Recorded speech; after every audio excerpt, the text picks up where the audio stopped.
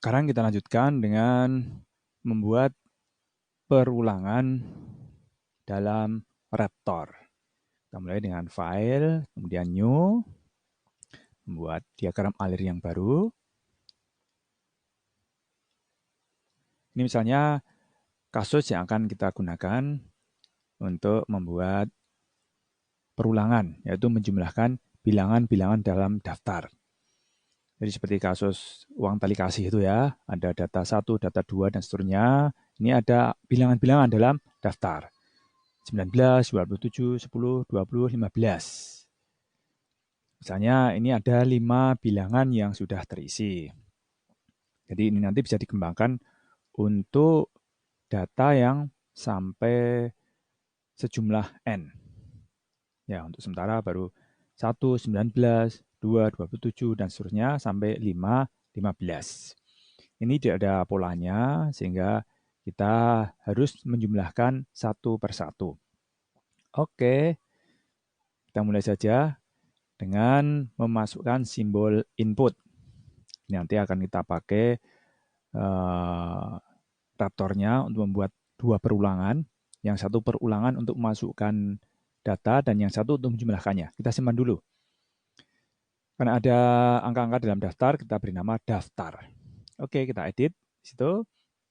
Kemudian kita berikan instruksi kepada pengguna supaya tahu apa yang harus dia masukkan.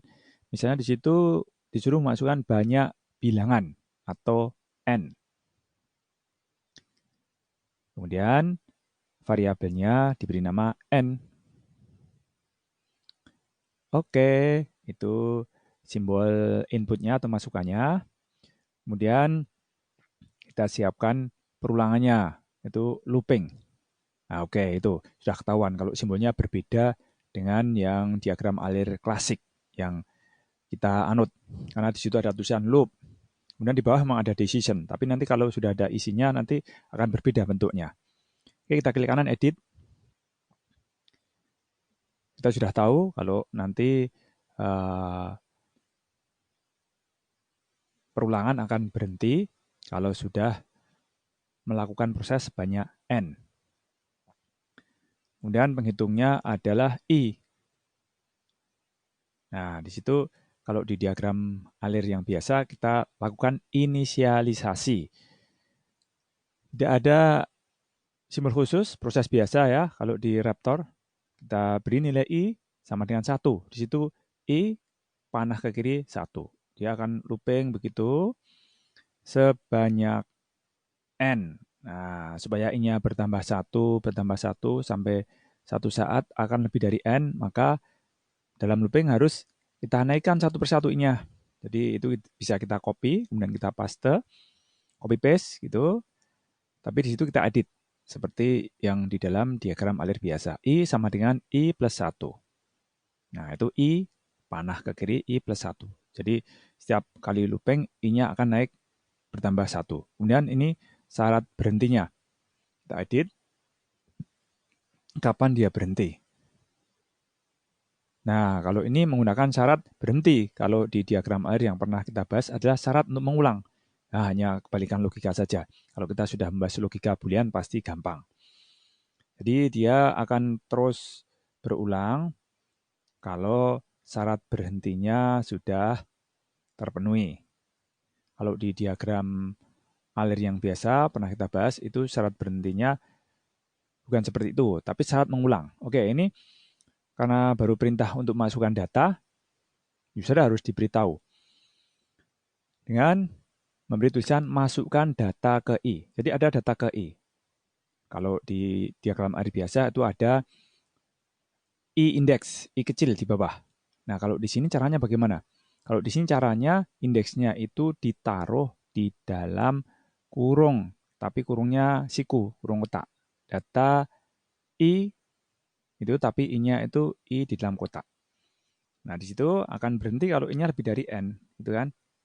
Berarti kalau I-nya kurang dari sama dengan N, dia kan akan looping. Nah, sama aja secara logika. Oke, seperti itu. Untuk memasukkannya kita bisa blok. Kita blok semuanya gitu ya, yang looping itu. Karena mau kita gunakan untuk menjumlahkan. Kita copy. Ya, bagian yang membaca ini kalau di diagram alir yang biasa tidak kita bahas, kita langsung bahas dengan asumsi data-datanya sudah terisi. Asumsinya yang dulu itu kan di dalam amplop kecil sudah ada uangnya begitu. Nah, kalau di sini berarti memasukkan uang ke amplop kecilnya itu juga dilakukan. Ya, pasti dimulai dari I sama dengan 1. Jadi I sama dengan satunya ikut di copy. Yang merah ya. Ya, yang itu tidak, jadi kita hilangkan. Aduh, ternyata malah hilang semua. Hati-hati saja. Nah, yang merah itu bisa kita klik kanan, kemudian kita copy, terus kita scroll ke bawah ya. Kita klik kanan, nah nggak muncul. Itu berarti belum terklik. Kita klik begitu, hanya di situ aja. Nah, itu sudah. Kita paste. Kopas tuh, kita scroll. Nah, sekarang looping yang digunakan untuk membaca bisa kita manfaatkan. Kita edit untuk menjumlahkan. Tuh, ini baris pertama, baris kedua, dan seterusnya sampai ke N. Nanti yang kita pakai sebagai kasus untuk memeriksa adalah sampai ke 5. Jadi urutannya tetap menggunakan I dan berapa banyak menggunakan jumlah. Berapa banyak uang yang sudah terkumpul itu jumlah. Sangat logis ya, namanya asosiatif. Oke, jadi itu I-nya tetap, tapi harus ditambahi untuk menampung jumlah. Sehingga kita copy saja itu, kita edit, tapi untuk jumlah. Ya, sudah kita bahas di pembahasan diagram alir. Oke, kita edit itu jumlahnya sama dengan 0. Karena di awal berarti amplop besarnya masih kosong. Jumlah sama dengan 0. Dan oke, kemudian itu tidak kita perlukan. Kita hapus karena datanya sudah terisi. Itu kita ganti dengan proses. Tapi proses untuk menjumlahkan yang sekarang dengan jumlah yang tadi ditambah data ke I. Nah, kita copy paste, copy gitu, copy paste gitu ya. Copy paste di situ, klik kanan. Kemudian kita edit. Yang sisi kanannya dengan jumlah plus data ke I. Untuk membuat indeks ditaruh di dalam kurung siku. Dan kita done. Nah, seperti itu sudah jadi, itu akan looping. Pasti benar karena tadi juga sudah benar kan, kita hanya mengganti input dengan proses atau dengan assignment kalau di Raptor. Oke, berarti jumlahnya sudah jadi, kita tinggal menampilkannya dengan output.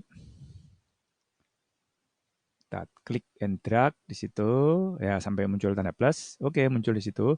Kemudian kita tuliskan jumlahnya. Kita edit, di kanan edit. Kita tuliskan di situ informasi kepada pengguna. Jadi apa yang ada di situ nanti akan dituliskan apa adanya. Supaya seperti itu kita kasih tanda petik.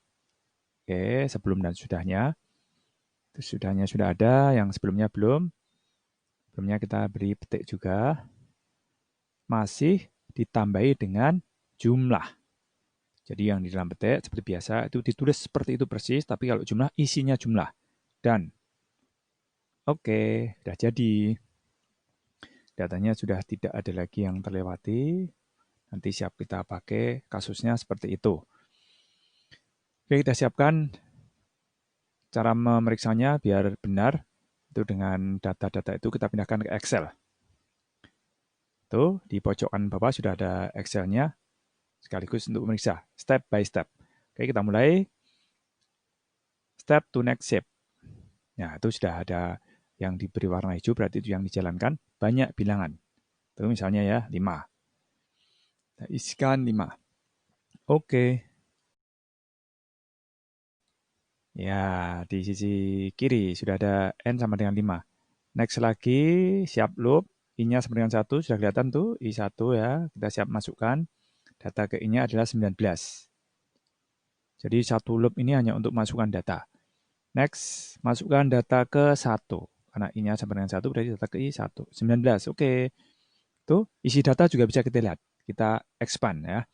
Yang merah itu sudah terisi 1. Oke, sekarang tambah lagi. Next kan. Jadi 2. Itu kelihatan di kiri, I-nya jadi 2. I-nya 2, lebih dari 5? Tidak ya. looping jadinya. Next. Next. Masukkan lagi untuk data kedua 27. Oke.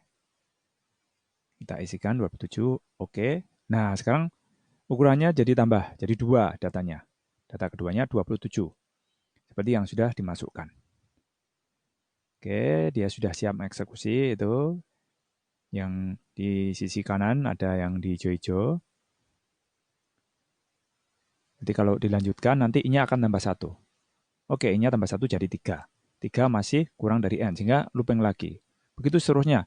Ini untuk yang ketiga, 10 kita masukkan. Dan lanjutnya yang keempat. Kita masukkan, ya persis seperti yang di Excel. 20. Kemudian yang kelima, yang terakhir ya. Kita masukkan. Hati-hati, yang kelima itu 15. Oke. Lanjut ya, itu I-nya sama dengan 5. Dan yang di kotak hijau itu I ditambah 1, jadinya 6. Sekarang diperiksa. 6 lebih dari N, ya benar ya, berarti dia keluar dari looping. Sehingga loopingnya berhenti. Nah, sekarang dilanjutkan dengan penjumlahannya. I sama dengan 1. Next. Jumlah sama dengan 0. Nah, amplop besarnya disiapkan untuk menampung duit-duit yang ada di amplop kecil, kan begitu. Next. Tuh. Siap looping. Tuh jumlahnya 0 ya, amplop besarnya masih kosong. Begitu dilanjutkan, sekarang akan diisi dengan isi yang tadi tambah data KI. Tuh, kalau menurut Excel masih 19. Iya, karena kosong. Kosong tambah 19 ya 19. Dan I-nya naik jadi 2. Ya kan? Jadi sekarang akan dijumlahkan 19 isi sementara dengan 27. Oke, jumlahnya itu akan dijumlahkan jumlah yang tadi dengan data KI. Yang tadi 19, ya kan? Yang sekarang 27. Harusnya jumlahnya 46. Kita bisa periksa itu. Next, tuh jumlahnya 46. Ya. Next lagi, begitu seterusnya. Yang jumlahnya 56. Ya, sambil melihat ke Excel untuk memeriksanya, siapa tahu ada kelainan. Tapi kalau sekali jalan sudah benar ya pasti untuk seterusnya juga benar. Oke, ini sudah sampai sama dengan 5. Itu jumlahnya berapa? 91. Jadi nanti kalau benar jumlahnya 91. Oke, yang terakhir nih, jumlah sementara 76 akan ditambah dengan 15. Jadi harusnya 91. Oke, benar. Merah tuh. Jumlah sama dengan 91. I sama dengan 5. Jadi kalau I ditambah 1 akan jadi 6. Nah, kalau dibandingkan, apakah 6 lebih dari N? Berarti benar. Ya, dia keluar dari looping. Oke, itu siap dijalankan. Perintah terakhir atau output. Hasil penjumlahan semua bilangan dalam daftar sama dengan itu 91. Jadi, seperti itu penerapan looping dalam Raptor. Kita bisa mencobanya untuk data yang lainnya. Misalnya langsung tidak step by step. Pertanyaannya diisi lebih besar lagi, 10. Oke, ini asal saja ya. Data ke satunya, ya hanya misalnya saja. Jadi ini asal saja. Data ketiganya 30. Data keempatnya 21. Data kelimanya 22. Data keenamnya 44. Dan seterusnya 343, pokoknya asal saja hanya untuk memeriksa. 434, yang ke-9, 91, yang terakhir 1000. Yang ke-10 nih ya, karena N-nya 10. Harus berhenti setelah itu. Ya kan, tinggal 1. Kita isi 1000. Oke, berarti ini harus berhenti dan muncul hasilnya. Oke, dia sedang melakukan looping, begitu sambil kita lihat keluarannya, tuh looping terus, sampai nanti I-nya sama dengan 10, terus jadi 11 dan berhenti. Sambil kita lihat perkembangannya itu di nilai variabel. Oke. Ya, sudah 11 dan tidak ada looping lagi, sehingga dia sudah berhenti. Jumlahnya menjadi 2114. Demikian contoh penerapan perulangan dalam Raptor.